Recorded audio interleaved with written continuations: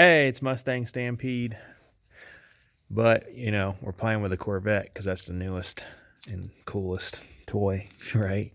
So, but anyway, I'm installing my jacking pucks, all right? So I've already installed this one right here.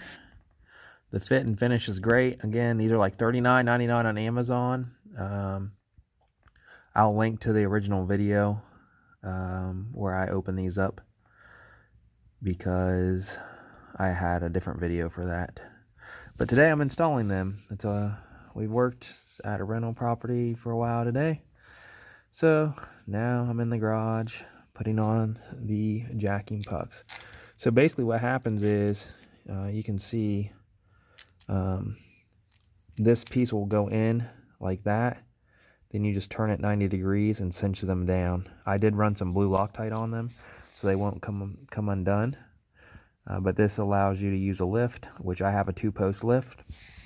And I plan to be putting the radiator protection screens that I'm going to make from the templates into the car. And I'm not going to do that laying down or any other method but putting the vet on the 2-post lift. That's what I bought a 2-post lift for.